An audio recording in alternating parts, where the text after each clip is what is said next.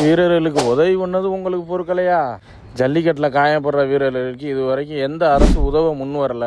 இந்த மீனாட்சி மிஷன் மருத்துவமனை தான் உதவ முன் வந்துச்சு. அது பேரையும் கெடுக்க வந்துட்டீங்களாப்பா?